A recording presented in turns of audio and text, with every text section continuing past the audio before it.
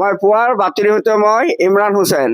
অসম চৰকাৰ ভাৰত ৰাজ্য কেন্দ্ৰীয় চৰকাৰ আমি আহ্বান জনাওঁ যাতে জুবিন গাৰ্গৰ অতি সোনকালে ন্যায়টো দিয়ে বুলি, আৰু শ্যাম কানুসকলে যিবিলাক আসামী আছিলে তেখেতে যাতে যাৱজ্জীৱন চিৰকাল যাতে জেল হয় বুলি তেওঁ সকলো জনসাধাৰণে দুখ প্ৰকাশ কৰে। যে কিয় ছিংগাপুৰলৈ নিলে, তাক নিলে যদি সি ইমান যদি সাঁতুৰিছে, সেই মানুহটো কেলে বচাই অনা নাই। মানুহ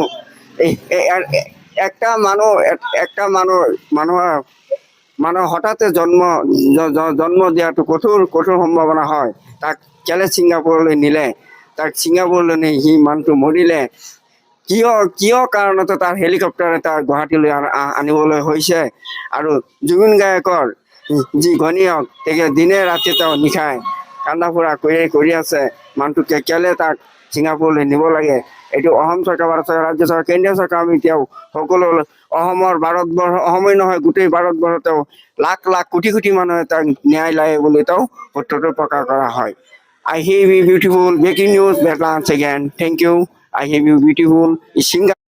মই পুৱাৰ বাতৰি সৈতে মই ইমৰান হুছেইন। অসম চৰকাৰ ভাৰত ৰাজ্য কেন্দ্ৰীয় চৰকাৰ আমি আহ্বান জনাওঁ যাতে জুবিন গাৰ্গৰ অতি সোনকালে ন্যায়টো দিয়ে বুলি, আৰু শ্যাম কানুসকলে যিবিলাক আসামী আছিলে তেখেতে যাতে যাৱজ্জীৱন চিৰকাল যাতে জেল হয় বুলি তেওঁ সকলো জনসাধাৰণে দুখ প্ৰকাশ কৰে। যে কিয় ছিংগাপুৰলৈ নিলে, তাক নিলে যদি সি ইমান যদি সাঁতুৰিছে, সেই মানুহটো কেলে বচাই অনা নাই। মানুহ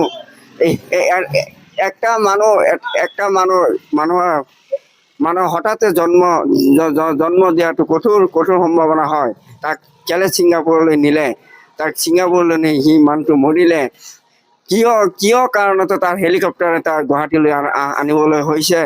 আৰু জুবিন গাৰ্গৰ যি ঘনীয়েক তেখেতে দিনে ৰাতি তেওঁ নিশাই কান্দা ফুৰা কৰি আছে।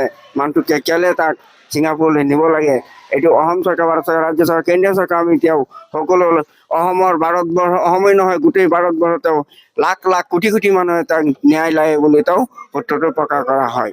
I hear you beautiful breaking news once again. Thank you. I hear you beautiful singer.